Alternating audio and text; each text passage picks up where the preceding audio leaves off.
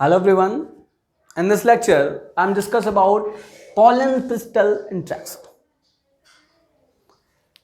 आज बात करेंगे हम pollen pistil interaction के बारे में। आपको पता होगा कि sexual reproduction in flowering plant हमने स्टार्ट किया था, उसी में से एक टॉपिक है pollen pistil interaction। जब पॉलिनेशन का प्रोसेस हो जाता है, पॉलन ग्रेन स्टिग्मा के सरफेस पे आ जाए, तो उसके बाद जो आपका पिस्टिल और पॉलन ग्रेन के बीच में इंट्रैक्शन होता है, उसे बोलते हैं पॉलन पिस्टल इंट्रैक्शन। तो आइए हम समझते हैं कि भैया पॉलन पिस्टल इंट्रैक्शन है क्या। हमने आपको बताया था कि जो आपका जो मेल रिप्रोडक्टिव ऑर्गन था उसे हम स्टेमन बोल रहे थे। आपका जो मेल रिप्रोडक्टिव ऑर्गन था, कौन सा, जो आपका मेल रिप्रोडक्टिव ऑर्गन था उसे हम क्या बोल रहे थे, उसे हम स्टेमन बोल रहे थे, हैं भाई। और ये किस से मिलकर के बना था, ये एंथर से मिलकर के बना था और ये फिलामेंट से मिलकर के बना था। हो गया। अब देखिए, जो आपका जो फीमेल रिप्रोडक्टिव ऑर्गन है वो क्या है, आपका जो फीमेल रिप्रोडक्टिव ऑर्गन है वो फीमेल रिप्रोडक्टिव ऑर्गन को हम प्रिस्टिल बोलते थे, प्रिस्टिल। इसी को हम कार्पल भी बोलते हैं, इसी को मेगास्पोरोफिल भी बोलते हैं। समझ में आया। अब देखिए, इसमें हमने आपको बताया था कि जो पिस्टिल है उसके कुल 3 पार्ट हैं, स्टिग्मा, स्टाइल और ओवरी, है भाई। फिर हमने आपको बताया था कि ओवरी के अंदर ओव्यूल होते हैं, ओवरी के अंदर ओव्यूल होता है, ओव्यूल के अंदर एम्ब्रियो सैक होता है, ओव्यूल के अंदर एम्ब्रियो सैक होता है, एम्ब्रियो सैक के अंदर 2 synergid, 1 egg cell, 3 antipodal cell, 3 antipodal cell और पोलर न्यूक्लियाई पाया जाता है। यहां तक समझ में आया। हमने आपको बताया था कि भैया जब एंथर के अंदर माइक्रोस्पोरोजेनेसिस का प्रोसेस होगा, जिससे पॉलन ग्रेन का फॉर्मेशन होगा, अरे होगा ना, जिससे क्या होगा, जिससे पॉलन ग्रेन का फॉर्मेशन होगा। तो भाई ये पॉलन ग्रेन स्टोमियम रीजन से लेबरेट करके बाहर आएगा, क्योंकि उसको पॉलिनेशन का प्रोसेस परफॉर्म करना है। समझ में आया। अब थोड़ा सा हम पॉलन ग्रेन का स्ट्रक्चर देख लेते हैं। हमने आपको बताया था कि जो आपका जो पॉलन ग्रेन है जनरली स्फेरिकल स्ट्रक्चर होता है, और जो आपका जो पॉलन ग्रेन था अंदर एक स्मूथ लेयर होगा जिसे हम इंटाइन हम बोलेंगे, और बाहर एक हार्ड स्पाइनी लेयर होगा। ऐसा हार्ड स्पाइनी लेयर होगा जिसे हम एक्साइन बोलते हैं भाई। जहां जहां पे एक्साइन एब्सेंट होगा वहीं से एक प्रोजेक्शन निकलता है जिसे हम जर्म पोर बोलते हैं। ये सब हमने आपको पहले भी बता दिया है, ठीक है। अब देखिए, अब क्या होगा, इसके अंदर 2 टाइप के सेल होंगे और दोनों का अपना अपना न्यूक्लियस होगा। एक होगा वेजिटेटिव सेल जिसमें कि वेजिटेटिव न्यूक्लियाई, और दूसरा होगा जनरेटिव सेल जिसमें जनरेटिव न्यूक्लियाई। समझ में आया। अब देखिए, अब क्या होगा, पॉलिनेशन का प्रोसेस होगा। कौन सा, पॉलिनेशन का प्रोसेस होगा। जब पॉलिनेशन का प्रोसेस होगा तो पॉलन ग्रेन एंथर से स्टिग्मा पे आ जाता है। मतलब पॉलिनेशन एक ऐसा प्रोसेस है जिसमें पॉलन ग्रेन एंथर से लेबरेट होके फीमेल रिप्रोडक्टिव ऑर्गन के स्टिग्मा पे आ जाए। इस प्रोसेस को बोलते हैं पॉलिनेशन। मतलब transfer from pollen grain anther to stigma is called pollination. समझ में आया। अब देखिए, पॉलिनेशन हुआ तो जो आपका जो पॉलन ग्रेन था, आपका जो पॉलन जो ग्रेन था वो इसके सरफेस पे आ गया, सपोज कीजिए ये पॉलन ग्रेन है, समझ में आ गया, ये पॉलन ग्रेन है, ठीक।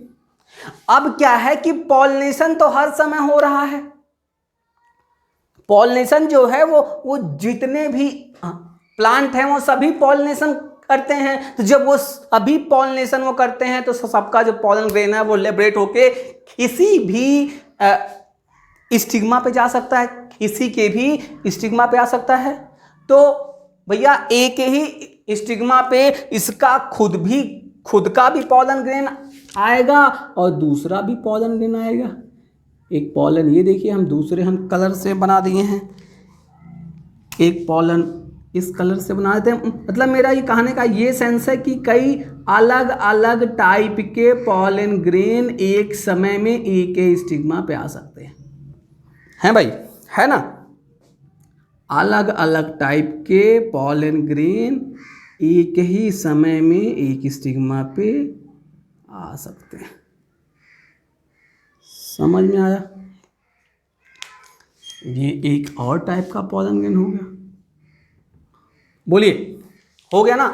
तो अब क्या है, जो ये स्टिग्मा का सरफेस है इसके पास कैपेबिलिटी होती है कि ये अपने खुद के ओन जो इसका पॉलन ग्रेन है, इसका जो ओन जो पॉलन जो ग्रेन है इसको आइडेंटिफाई कर सके। समझ में आ रहा है कि जो इसका ओन जो पॉलन जो ग्रेन है इसको आइडेंटिफाई कर सके। तो क्या होता है इन दोनों के बीच में, मतलब जो राइट जो पॉलन ग्रेन है और स्टिग्मा के बीच में केमिकल डायलॉग होता है, मतलब कुछ केमिकल का सिक्रेशन होता है जिससे इनको आइडिया हो जाता है कि भैया ये मेरा वाला ही पॉलन ग्रेन है। अब आप ये सपोज कर लीजिए कि भैया जो ये वाला जो पॉलन जो ग्रेन था ये राइट पॉलन है, ये वाला ये राइट पॉलन है। तो अब क्या करेगा, अब इसको ये न्यूट्रिशन देने का काम करता है और फिर वाटर भी देता है, समझ में आया। एक चीज और रिपोर्टेड है, आपको बता देना है कि जो ये पॉलन ग्रेन है आइडेंटिफिकेशन के बाद जब इसका आइडेंटिफिकेशन हो जाता है तो ये जो आपका जो पॉलन ग्रेन है अपने सरफेस से एक एंजाइम का सिक्रेशन करता है जिसे बोलते हैं पैक्टेज एंजाइम। तो इसको अच्छे से नोट कर लीजिएगा कौन सा एंजाइम है। तो भैया ये पैक्टेज एंजाइम है जो ये पैक्टिन को डिसॉल्व करने का काम करता है, पैक्टिन को हटाने का काम करता है, पैक्टिन को रप्चर्ड करने का काम करता है। अच्छे से समझिएगा, जब आइडेंटिफिकेशन हो गया तो जो आपका जो राइट पॉलन ग्रेन था, ये राइट पॉलन ग्रेन क्या करेगा, ये जो आपका जो राइट जो पॉलन ग्रेन है ये अपने अंदर से एक एंजाइम सिक्रेट करेगा जिसको बोलते हैं पैक्टेज एंजाइम, और पैक्टेज एंजाइम से सिक्रेट करेगा ये इसके अंदर जो पैक्टिन होता है उस पैक्टिन को ये डिसॉल्व कर देगा ये या फिर ये रप्चर्ड करने का काम करता है। इतना समझ में आया। अब देखिए एक और टर्म आता है कि भैया कंपैटिबल पॉलन और इनकम्पैटिबल पॉलन। तो आपको बिल्कुल नहीं कंफ्यूज करना है। ऐसा पॉलन जो राइट पॉलन हो, मतलब जो इसका जो राइट पॉलन होगा उसे हम बोलेंगे कंपैटिबल पॉलन, और जो मतलब रॉन्ग जो पॉलन ग्रेन होगा उसे बोलेंगे इनकम्पैटिबल। तो ये वाला जो है आपका वो कंपैटिबल पॉलन ग्रेन हो गया, ये जो तीनों है वो इनकम्पैटिबल पॉलन ग्रेन हो गया। समझ में आया। बोलिए एक बात और जानिए कि जब आइडेंटिफिकेशन हो गया, ये पैक्टेज एंजाइम का सिक्रेट कर दिया जिससे कि पैक्टिन जो था वो रप्चर्ड हुआ या डिसॉल्व हुआ, तो क्या होगा कि और जो इनकम्पैटिबल पॉलन ग्रेन थे, मतलब जो रॉन्ग पॉलन ग्रेन थे, ये डिस्ट्रॉय हो जाएंगे। तुरंत ही ये डिस्ट्रॉय हो जाएंगे जो इनकम्पैटिबल पॉलन ग्रेन थे। अब क्या होगा, ये जो पॉलन ग्रेन था इसको न्यूट्रिशन मिलेगा, और इसको जब न्यूट्रिशन जब मिल जाएगा तो भैया फिर इसको वाटर भी देते हैं, और न्यूट्रिशन वाटर मिलने के बाद ये जर्म ट्यूब का फॉर्मेशन करता है। समझ में आ रहा है? अरे भैया आपका ये पॉलन ग्रेन है भाई, ये पॉलन ग्रेन है, और इसके बाहर स्पाइनी सब लेयर था जिसको हम एक्साइन बोल रहे थे, और एक्साइन जो है स्पोरोपोलिनिन से मिलकर के बना होता है।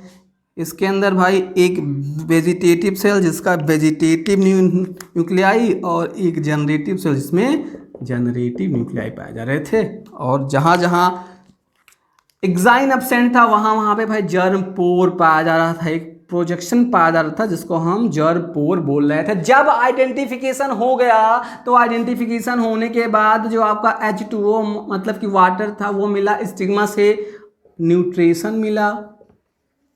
हाँ भाई, अब जब न्यूट्रिशन और वाटर मिला तो इसकी भाई टर्जिडिटी जो है वो बढ़ेगी, मतलब ये फूलेगा, मतलब फैलेगा। तो भाई ये जो आपका एक्साइन वाला जो लेयर है ये बहुत ही टफ होता है, तो ये तो अपना को फैलने ही नहीं देगा। तो क्या होगा कि जहां जहां पे एक्साइन अब्सेंट होता है, मतलब जो जर्म पोर का रीजन है वो इनलार्ज कर जाता है और जर्म ट्यूब का फॉर्मेशन कर लेता है। समझ में आया? बोलिए। ये जर्म ट्यूब का फॉर्मेशन कर लेता है। अब हम इसको आपको इसके अंदर दिखा देते हैं, अच्छे से समझिएगा। ये क्या करेगा, जो आपका जो राइट पॉलन था, मतलब कि जो कंपैटिबल जो पॉलन था, ये कंपैटिबल पॉलन जर्म ट्यूब का फॉर्मेशन करेगा। इसका फॉर्मेशन करेगा, जर्म ट्यूब का फॉर्मेशन कर लेगा। अब क्या होगा कि जर्म ट्यूब का जब फॉर्मेशन ये कर लेगा तो फिर इस जर्म ट्यूब में ये जो इसके जो आपके वेजिटेटिव सेल थे और जनरेटिव सेल थे, ये दोनों इसमें आ जाएंगे। ये वेजिटेटिव सेल भी और जनरेटिव सेल भी आ जाएगा। आ गया। अब ये जर्म ट्यूब धीरे धीरे इनलार्ज होता जाएगा, और जो आपका जो जर्म ट्यूब है उसमें पीछे की तरफ एक प्लग का फॉर्मेशन हो जाएगा जिसको बोलते हैं कैलोज प्लग। समझिएगा, जिसको बोलते हैं कैलोज प्लग। अब भाई इसका फॉर्मेशन होना क्यों इम्पॉर्टेंट है? इसका फॉर्मेशन होना इसलिए इम्पॉर्टेंट है कि अगर ये हार्ड सरफेस हो स्टिग्मा वाला, तो इधर से जब फोर्स ये लगेगा तो ये संभावना है कि जो आपका ये जनरेटिव सेल था ये पीछे ना आ जाए, इसको तो आगे ही रहना है, इसको आगे ही रहना है ना। तो इसीलिए ये प्लग का फॉर्मेशन होता है कि अगर कोई फोर्स नीचे से आगे भी पुलिंग फोर्स, तो फिर जो आपका ये जनरेटिव सेल है ये वापस ना आ पाए, तो इसलिए यहाँ पे कैलोज प्लग का फॉर्मेशन हो जाता है जर्म ट्यूब के अंदर ही। अब क्या होगा? अब होगा कि भैया आपका जो ये जनरेटिव सेल था ये डिवाइड होगा। इसमें कौन सा डिवीजन होगा? इसमें माइटोटिक डिवीजन होगा, जिससे कुल दो मेल गैमेट का फॉर्मेशन होगा। इतने मेल गैमेट का, जिससे कुल 2 मेल गैमेट का फॉर्मेशन हो जाएगा। जब 2 मेल गैमेट का फॉर्मेशन होगा तो फिर आपका जो पॉलन ग्रेन था, फिर आपका जो पॉलन ग्रेन था, ये पॉलन ग्रेन इनलार्ज कर जाएगा। फिर पॉलन ट्यूब जो था इनलार्ज कर जाएगा, और जब पॉलन ट्यूब इनलार्ज कर जाएगा तो क्या होगा कि भैया जो आपके मेल गैमेट थे, ये दोनों मेल गैमेट यहाँ पे आ जाएंगे। आ गए। अब ये एग से फ्यूज करेंगे, और एग से फ्यूज करके जाइगोट, फिर जाइगोट से इम्ब्रियो, और इम्ब्रियो के बाद फिर सीड का फॉर्मेशन कर लेंगे। और जो आपका जो दूसरा मेल गैमेट था, ये दूसरा मेल गैमेट पोलर न्यूक्लियाई से फ्यूज करेगा, जिससे कि इंडो स्पर्म को बनाएगा, जो ये डेवलपिंग इम्ब्रियो को न्यूट्रिशन देने का काम करेगा। समझ में आया? तो पॉलन पिस्टल इंट्रैक्शन ये कहाँ से कहाँ तक के पार्ट को कहेंगे? जब पॉलिनेशन के बाद जो पॉलन ग्रेन था वो स्टिग्मा पे आ गया। जब पॉलिनेशन के बाद जो पॉलन ग्रेन था इसके स्टिग्मा पे आ गया, उसके बाद से लेकर के फर्टिलाइजेशन होने से पहले जितना भी जो प्रोसेस है वो पॉलन क्रिस्टल इंटरेक्शन के अंदर आता है। समझ में आया? पॉलिनेशन के बाद पॉलन ग्रेन का आइडेंटिफिकेशन हुआ, फिर कैलोज प्लग बना, फिर जर्म ट्यूब या पॉलन ट्यूब का फॉर्मेशन हुआ। मतलब ये फर्टिलाइजेशन से पहले जितना भी इवेंट या प्रोसेस हुआ उसे हम पॉलन क्रिस्टल इंटरेक्शन के अंतर्गत आ। तो कभी भी अगर पॉलन क्रिस्टल इंटरेक्शन करके क्वेश्चन आए तो आप पॉलिनेशन के बाद का जितना भी प्रोसेस है फर्टिलाइजेशन से पहले इसको आप बता देंगे। समझ में आ गया?